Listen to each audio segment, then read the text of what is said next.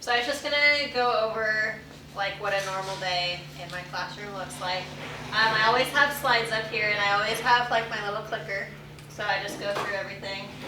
I always start my class by letting them know what the agenda is. I know that like I get kind of nervous if I don't know what's going to be going on, so I just like let them know at the beginning of class what exactly we're going to go over.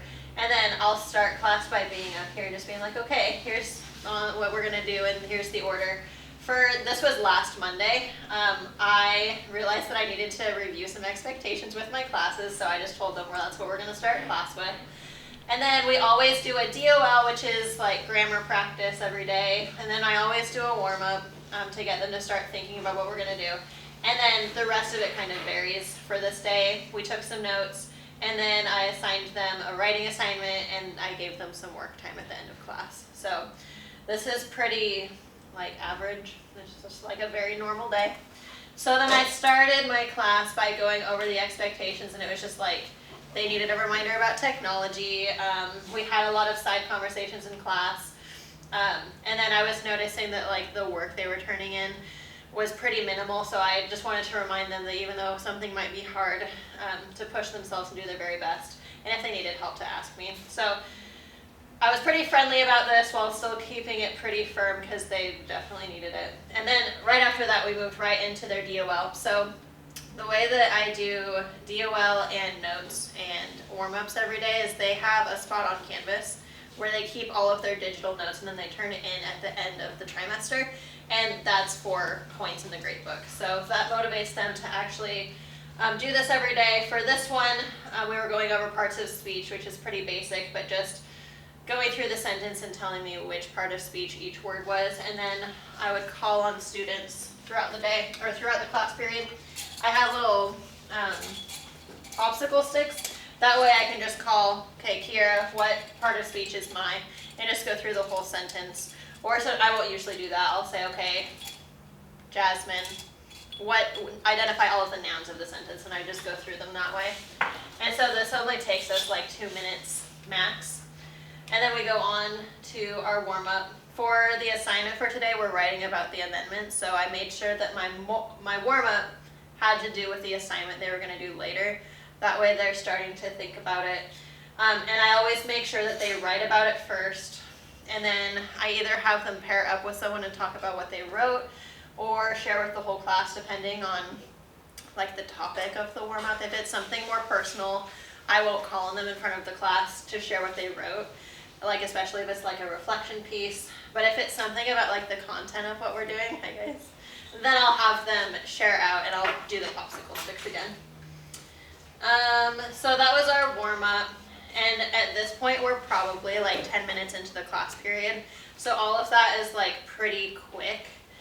And then once we have done our warm-up, I always try to remember to tell them what the goal of today is, especially because it really helps them focus. I notice that the more consistent I am with this, the better class goes, because then they're like focused and know what they're supposed to be doing. So today's goal was, I can use specific amendments as evidence in order to support a theme I found in our Constitution. I really like this if-then kind of statement, so it's like 2 parts. And that's just really quick, and sometimes they get it right away, and other times they're like, why are you talking to me about this? And I just, so then this day we had a couple notes that I wanted to remind them about. So we went over what theme is, because they're going to write their paragraph about a theme. And I gave them an example, and this is like really basic, so they should know this from like middle school. But since it was the first writing assignment of the trimester and of the school year, I thought it was important to make sure that we all have like a common understanding of some vocab. So we went over that, and then I didn't put this on the slides, but I came over here to the whiteboard and had them tell me all of the basic parts of a paragraph. So we would start, I would say, okay, what's the first sentence in a paragraph? And they would yell out all of the wrong answers. And then I'd hear the right answer, be like, okay, so the first one is a topic sentence, and then I'd ask them questions like, what kind of evidence can you use? How do you cite evidence? And kind of run through, and they were telling me all the answers. I wasn't necessarily being like, okay, here's the first step. Just so that I could get a gauge for where they were with their ability to write a paragraph. and they were good, and it was a good reminder for everybody. And then from there, I introduced their writing assignment, and I made sure to put this on the board, and it's also on Canvas for them. So all of the assignments that I give them, they have it available on paper, but they also have it available on Canvas, because I have students who prefer one or the other, and I just want them to be able to do it no matter what their preference is. So this was their prompt. It was just, what is a theme you notice in the amendments, and how does that theme, or what does that theme show us about American values? So earlier in the week, we had read through the whole Constitution and the amendments, because it's one of our founding documents for what we're reading right now. And then they had time in class to work on this. I also included some sentence frames to get them started. I have a few students who English is their second language, so this helps them get started if they're not quite sure where to start with things. And so I would just leave this up on the board while they have work time. And for this assignment, they needed quite a bit of work time, so I just gave them the rest of the class period, and then almost all of them turned in their paragraph by the end of the hour. And then sometimes I remember to do exit tickets, but a lot of times I forget, so I try to include them. For this day, it was, how does your conclusion sentence make this conversation feel important? That way they can tie in, like, what was important about reading the Constitution together, and why does it matter for this conversation that we're having? So a lot of times they'll forget to talk about, like, the importance of what we're doing, and they just want to state facts and get done with it. But this brings a next level to it.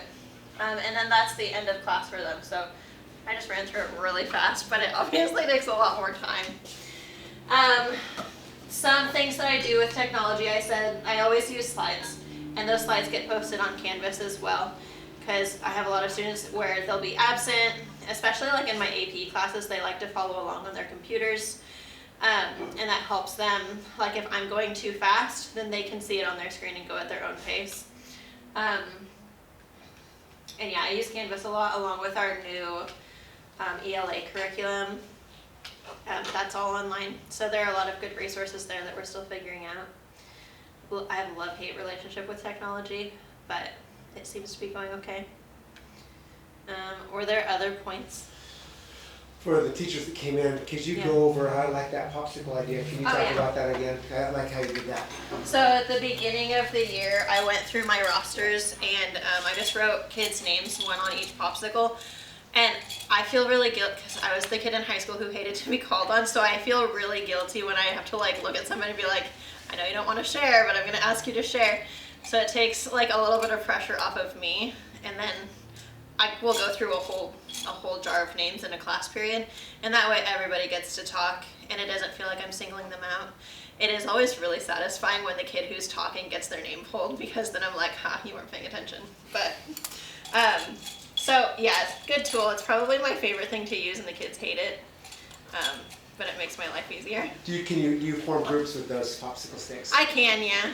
Or I have a different thing of sticks where it has like numbers, colors, and shapes, and I'll let everybody draw their own, and then I'll be like, okay, all of the circles get in a group, and that's nice, because then it's a good mix, and they don't have to be with their friends all the time.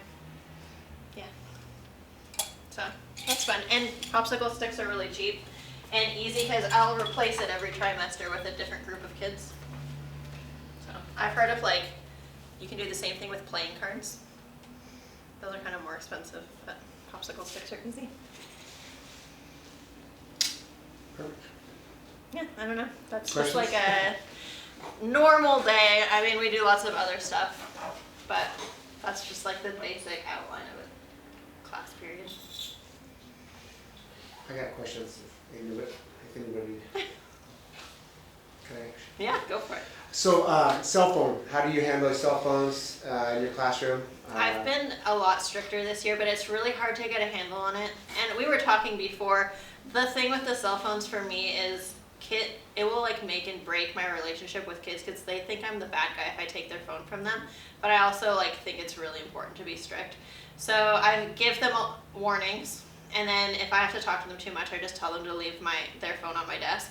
And most of the time they'll just do it, or they'll give it to me and I'll put it on my desk. I don't know. a constant battle. I feel like 25% of my energy is spent just on monitoring cell phones, which is the worst, because I'd rather be focusing on like, oh, how are you doing with your writing skills? What questions do you have? But it's constantly like they get a notification and they can't pay attention to anything. And I don't know, I'm like that if my phone's in front of me too, so I get it, but I just want it to be away. So.